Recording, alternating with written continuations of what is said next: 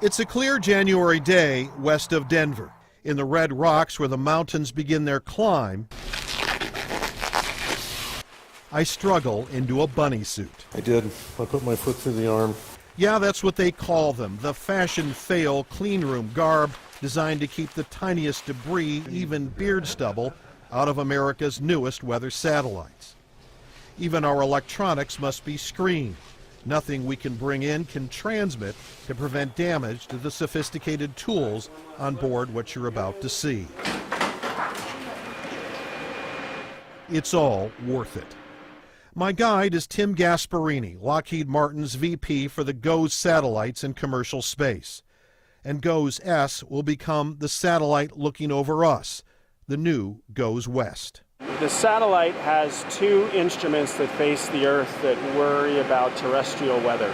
The first one is the Advanced Baseline Imager, or we call it ABI. And that instrument is the instrument when you see the fantastic images that have been coming off of G.O.E.S 16, that's the instrument that develops those pictures of the Earth. When we talk about weather technology, this is the state of the art, the third of the new generation of G.O.E.S satellites. This satellite is G.O.E.S-T. It launches in 2020 and will be stored in space if G.O.E.S East or G.O.E.S West runs into issues. They're all identical. But it's not just about the weather.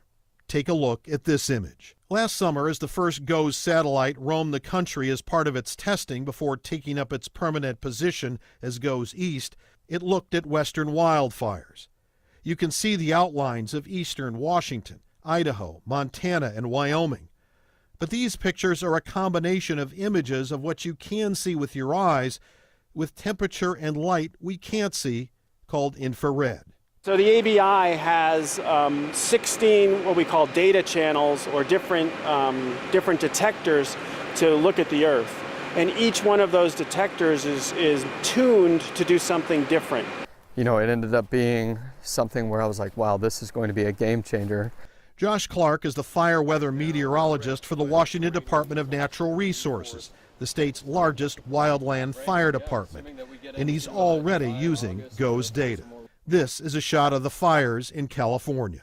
So I can see the smoke plume starting to develop, and when I switch to the infrared channel, the shortwave infrared channel, there's a fire detection algorithm that is associated with that is actually picking up the hot spots. As a high-definition satellite, it can spot a fire while it's still pretty small, process the image and send it to the ground much faster, which means fires can be found and put out before they can grow big, unlike older satellites. By the time that we could see it on satellite imagery, it was either already reported or it was of such coarse resolution that it was hard to pinpoint where it actually was. Then there's this, the ability of G.O.E.S to see and track lightning from a geostationary satellite for the first time. G.O.E.S East tracked the building of last summer's hurricanes. They've never been able to see the lightning in the eye wall before. And there's some theories about lightning in eye wall and the intensification of storms that they can now see. They can now better understand the intensification of hurricanes just because they can see the lightning in there. So it's just going to open up remarkable avenues of prediction capability. So you'll see there are these clouds that are forming. Angela Rowe is a University of Washington storm expert who is using the new satellites for research.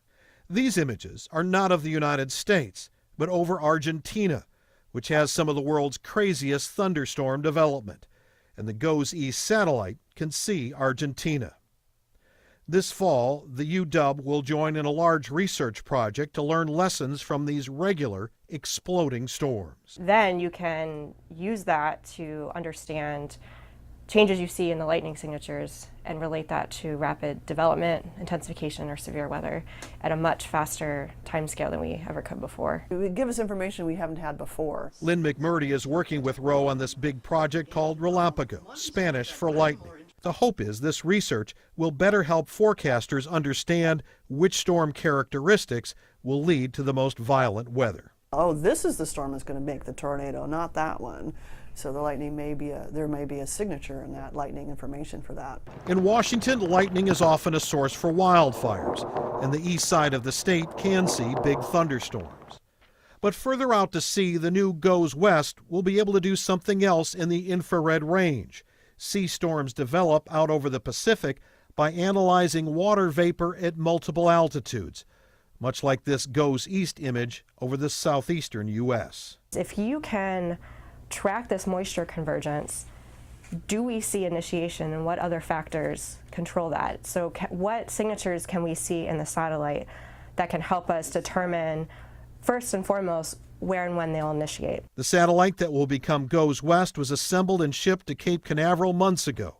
It's scheduled to launch March 1st, giving us a new, sharper eye on our western world. In Littleton, Colorado, Glenn Farley, King 5 News.